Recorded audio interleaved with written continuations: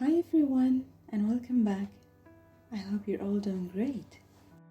Today's video is extra special for all my handmade lovers out there because we're learning how to crochet a rug using a unique yarn and a brand new technique. As I promised, this project's quick, easy and totally customizable. You can make it as a small doormat or scale it up into a super stylish area rug. We'll go through it together step by step with all the details to make sure you get professional results, no matter your skill level. Ready? Let's dive in.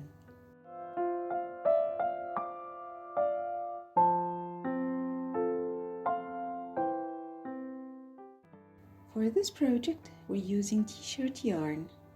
I chose this beautiful emerald green because it's one of my favorites. Remember in our very first video when we talked about the essentials to start crocheting? We mentioned that yarn usually comes with a label indicating the recommended hook size. But in the case of the yarn I have here, there is no label at all. So how do we figure it out? We're going to do a quick hook notch test. This is the fastest way to make sure your hook and yarn are a perfect match before wasting time only to find your tension is too loose or too tight. How do we do it? Hold your crochet hook in one hand and the yarn in the other. Place the yarn inside the hook's notch and give it a slight tug so it sits snugly in the groove. Now, there are three possibilities. The yarn fills the notch completely and lies flush with the tip of the hook. It's not spilling out and it's not hidden inside. This tells us it's the ideal hook size for consistent stitches. The yarn spills over the notch, meaning it's thicker than the hook opening. This will make your work exhausting, the yarn will fray, and your stitches will be stiff and way too tight. The yarn gets lost inside the notch with a big gap above it. This results in loose, sloppy stitches that won't hold that professional look. After testing our t-shirt yarn, it turns out a 6mm hook is the perfect fit. Now we can start the right way. I'm making my rug using a new version of the single crochet stitch. It's a bit different from the basic one we learned in the first video of our Crochet for Beginners series. First, we'll make a standard slip knot.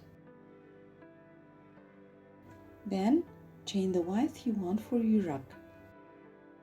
For my rug, I made it 19 inches, 49 centimeters wide, and 14 inches, 35 centimeters long. As we discussed in the pet bed video, the foundation chain represents width and we adjust the length by adding rows.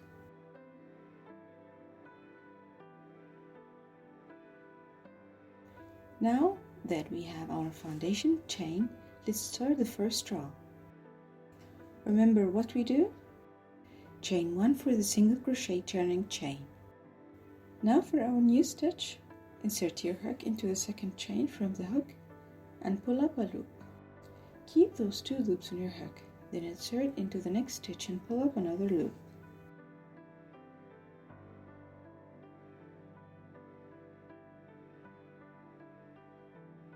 Now you have 3 loops on your hook.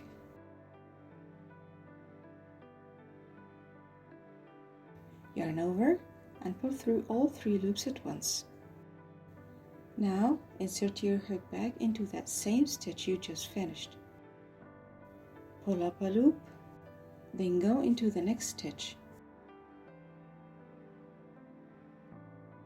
Pull up a loop and pull through all 3. Let's do it again, nice and slow.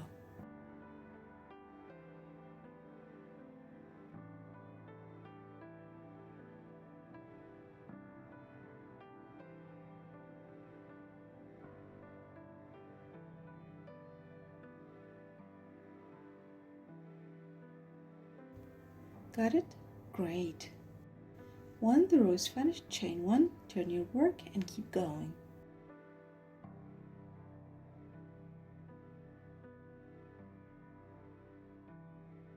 Keep working until you reach your desired rug or carpet length. Don't forget your turning chains and keep an eye on your edges to make sure they stay perfectly straight.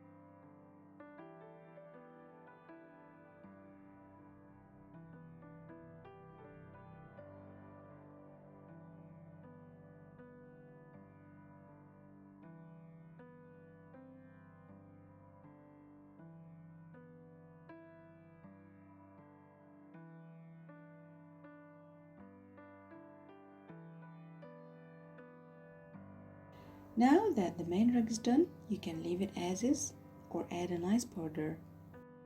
I'm going with a single row of basic single crochet. Don't forget to work 3 stitches into each corner so the piece turns smoothly without curling up.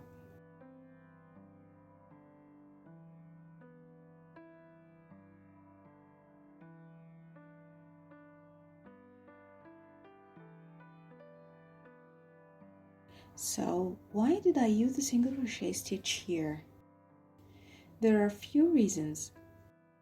First, it's one of the most sturdy and compact stitches, making it durable enough for heavy foot traffic and machine washing without losing its shape. Second, a doormat needs to be dense, and single crochet leaves no gaps for dirt to fall through.